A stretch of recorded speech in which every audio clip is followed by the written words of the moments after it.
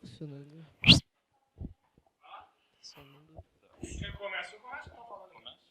Posso começar? Os bônus. Bota aí.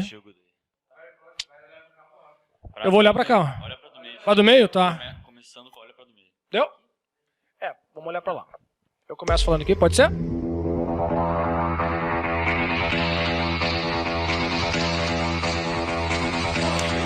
Muito bem, então nós estamos aqui para mais um bônus. Esses vão ficar lá depois que nós estivermos gravado todos os 14 podcasts. E nos bônus, a gente está trazendo as pessoas envolvidas naquilo que não aparece na frente das câmeras, que são os criadores de conteúdo, pessoal de artes, documentário, financeiro, quem marketing tá por trás e tudo mais. de tudo, né? Tudo. Tá aqui o Anderson, meu brother aqui, né? Meu aluno brother. Hoje nós trouxemos o Vini, que está encabeçando ali junto. A gente não pode trazer todo mundo das equipes, porque o pessoal está em sala de aula, então a gente tem que ficar equilibrando isso. Mas hoje a gente trouxe o Vini para nos falar um pouco do processo de criação, como é que funciona, de onde que saiu isso, essa coisa toda, tá? Então, te apresenta aí, Vini. Se quiser olhar para aquela primeira câmera ali, ó, fala pro pessoal quem tu é, de onde tu veio, qual turma tu estuda e aquela coisa toda. Eu sou o Vini, eu sou da turma 213 e eu faço parte do grupo de artes visuais e criação de conteúdo do simpósio. Vou partir do princípio agora, né? Quero que tu me diga, porque, cara, eu falo muito hoje pra gurizada que é o seguinte, ó. Eu tenho uma equipe lá de arte visual que o que às vezes uma empresa demora 15 dias para fazer, os caras fizeram em um período, que foi o logo lá, né? Me fala como é que está sendo essa experiência de fazer parte da criação de conteúdo e como é que vocês têm essa rapidez toda para produzir isso, como é que vocês fizeram aquilo tão rápido? É complicado porque na artes visuais tu realmente tem que gostar do que tu tá fazendo, tu tem que estar afim de fazer, porque é um negócio criativo, né? A gente tem que ter uma noção assim do caminho que a gente tá indo, porque não tem como fazer artes visuais sem querer. Tu pode fazer o financeiro, só fazer as contas ali, mas na artes visuais tu tem que estar afim de trabalhar, entendeu? Então, pra gente foi complicado assim reunir todo mundo, pra todo mundo estar de acordo, até porque a nossa turma, a 213, tem muito mais gente de artes visuais do que outras turmas, então era difícil se comunicar assim, porque acabava que muita gente, tipo, vamos deixar desse jeito, as outras turmas não tem ninguém, vamos deixar assim mesmo, não vamos falar com eles.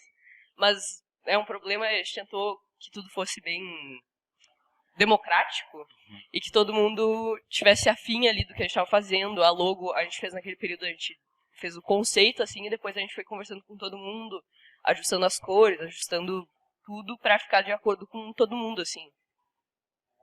Deixa eu te perguntar, por que vocês quiseram ir para arte visual?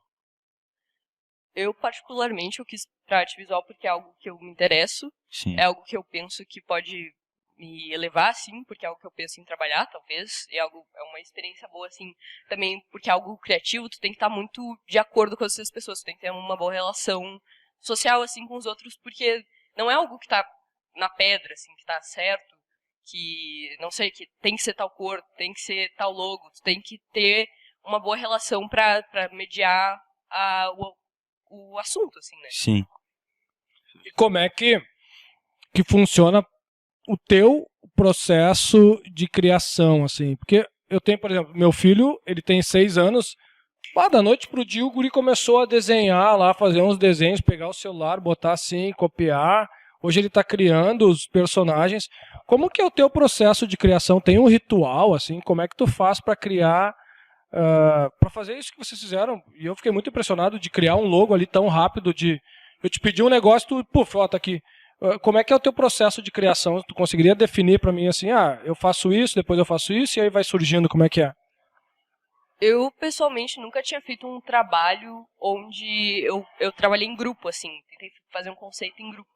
Porque é muito mais complicado, porque cada um tá com a sua ideia, às vezes são ideias muito divergentes, assim, e é complicado mediar tudo para que todo mundo esteja, pelo menos, um pouco satisfeito. Mas, para mim, pessoalmente, eu trabalho muito com um pico de energia, assim.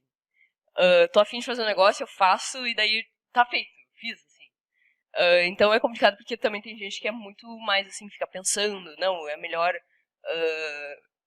colocar essa logo porque representa tal coisa. A gente tentou pensar nisso também, a logo é uma lâmpada, a gente tentou pensar muito mais no assunto de ensino do que de dinheiro.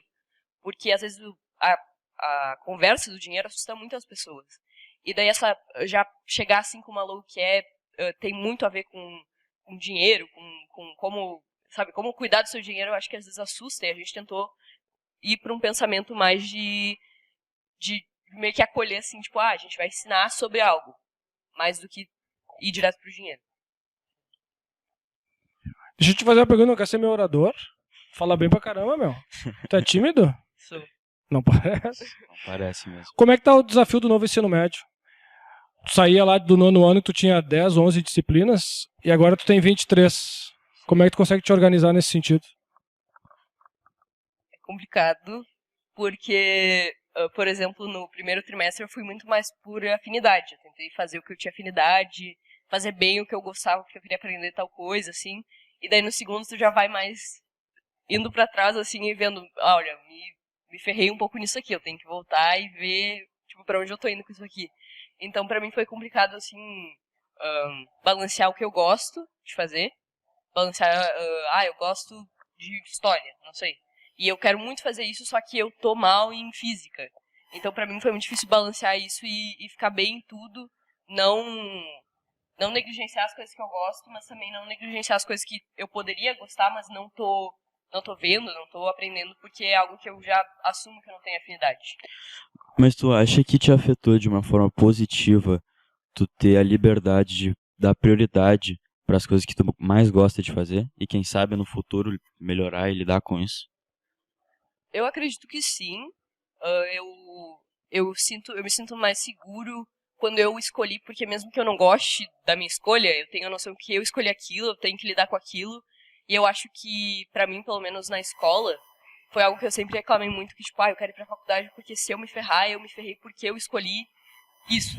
Tipo, eu fiz a escolha de me ferrar, então eu vou lidar com isso. Assumo, B.O. Eu assumo que eu escolhi. Eu sinto que isso ajudou bastante no ensino médio, que eu sinto que eu tenho uma escolha, assim, do que eu vou fazer. Também o desafio de ter tantas matérias extras e ter que ainda focar na FGV, Sim. que é a formação básica, me ajudou também a manusear, ter Se organizar melhor. me organizar melhor com o meu tempo, também tentar me interessar por coisas que eu não tinha antes pensado que eu poderia, assim. Sim. Deixa eu fazer uma pergunta quando tu falou ali que, vi que eu me ferrei lá. Eu interpreto isso como frustração, né? Sim. E aí tu sabe lidar bem com as frustrações do que não deu certo, assim? Eu sinto também que esse ano com o ensino médio eu aprendi muito mais a lidar com a frustração. Porque eu me frustrei bastante, assim, no último trimestre eu tive algumas dificuldades pessoais, assim, que fizeram com que eu fosse mal em matérias que eu gosto muito, que eu sempre fui bem. Eu senti como se eu estivesse, assim, meio que me decepcionando por não carregar tudo. Mas eu acho que eu também aprendi bastante que às vezes eu não vou carregar tudo. E tudo bem, assim, eu vou segurando o tranco aos poucos, assim. Então foi algo que eu aprendi bastante esse ano, que não é o fim do mundo. Antes eu sentia muito assim que, putz, eu fui mal, esse professor vai me odiar pra sempre, mas eu percebo que assim, os professores têm tanta gente que não se importa, que é difícil eles odiarem porque tu não fez algo, assim. Eu tenho mais uma noção disso. Tu acha que a gente conversou sobre isso, que hoje no adolescente falta muito a questão de clareza, não sabe pra onde vai, mas eu vejo que o adolescente não sabe lidar com frustração. Como que tu acha? Tu tem histórias, várias histórias, assim como eu, de várias frustrações que tu deve ter passado.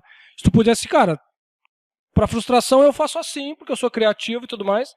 Como que tu acha que o jovem hoje, adolescente, deveria agir pra lidar com as frustrações dele hoje? É uma pergunta complicada, porque eu acho que cada um tem o seu método, assim, de como vai lidar. Mas pra mim, eu acredito que é muito tentativa e erro, assim. Eu me frustrei muito esse ano, me frustrei muito antes, mas eu acredito que nesse ano eu aprendi muito mais a lidar. Eu acho que a pandemia também, pra muita gente, enfraqueceu a gente de muitas formas, né? Porque a gente não tinha um contato social que ajudava a gente, porque o contato social faz a gente se frustrar muito. Mas eu acredito que é algo positivo na forma que a gente aprende muito mais, às vezes numa forma mais bruta, assim, de ter experiência. Nossa, fiz cagada aqui nessa área, tipo, eu decepcionei alguém. Isso acontece às vezes. Isso acontece e eu acho que a coisa que mais falta pra gente, assim, até pra mim, às vezes eu tô falando assim como se tivesse uma segurança, mas eu fico muito mal às vezes de ter senti que eu decepcionei um professor que eu gosto muito, senti que eu decepcionei meus pais porque eu não fiz alguma coisa que eles pediram. E eu acho que é muito tu ter a noção de que vai acontecer muito. Tipo, não tu frustrou alguém, tu se frustrou com algo que tu fez e vai acontecer de novo e tu vai ter que saber lidar com isso, assim. E pra mim é isso, assim, eu ter a noção de que as pessoas não vão deixar de gostar de mim porque eu fiz uma coisa errada. É algo que vai acontecer muito, vai acontecer toda semana, todos os dias, assim, comigo. Assim como tu, eu também tenho várias frustrações diariamente. E tu falou um negócio que eu achei bem legal da tentativa e erro. Eu, sinceramente, já errei muito no que eu acho. Mas uma coisa que eu levo assim pra minha vida é que eu aprendo muito com meus erros. Que daí eu aprendo e na próxima vez eu tento fazer melhor. Contigo é a mesma coisa? Sim, eu acho que a maioria das pessoas tentam fazer o melhor delas, né? Mas é muito difícil, às vezes, que nem as pessoas dizem, o primeiro passo pra melhorar algo é reconhecer que tu errou, que tu fez Sim. errado. E eu acho que essa parte é muito difícil pra gente, assim, porque eu acho que a gente tem muita pressão. E eu acho que essa pressão, às vezes, faz com que a gente tira um pouco o nosso da reta, assim, de que, eu não fiz errado. Tipo, eu fiz errado, mas tal pessoa me afetou, assim, nisso. Sim. Então, eu pelo menos, acredito que isso é importante a gente reconhecer que a gente errou, mas reconhecer que não é porque a gente errou que é o fim do mundo, ou que, tipo, a gente fez, nossa, algo estragou tudo, porque realmente, às vezes é uma consequência, assim, de erro atrás de erro, de alguém fez algo errado e fez com que eu fizesse, mas reconhecer isso e pensar, eu podia ter feito algo melhor, porque a gente não controla o que os outros vão fazer ou como eles vão reagir, a gente tem que controlar como a gente reage aos nossos erros e aos erros dos outros. Ô Vini, é o seguinte, olha só, a gente terminou, eu quero que tu olhe pra aquela câmera ali, mesmo dizendo que tu não sabe falar muito, mas tu falou bem pra caramba. Quero que tu convide as pessoas a participar, que tem muito trabalho por trás, as pessoas curtirem a nossa rede social, depois tu fala aí qual que é. Mas convida a galera ali pra participar do simpósio. Então, eu acredito que todo mundo deveria participar, porque são assuntos muito legais. Os oradores trabalharam muito nas pesquisas, trabalharam muito para ter confiança de estar aqui falando. Eu mesmo vim aqui estar falando uma coisa que me deixou muito nervoso. Então a gente está trabalhando mesmo para que isso aconteça. Os oradores, todo mundo por trás também está trabalhando muito para que aconteça e para que todo mundo possa ter uma experiência legal com isso. E é isso, eu espero que vocês gostem dos podcasts e que influenciem vocês a virem acompanhar a gente no simpósio.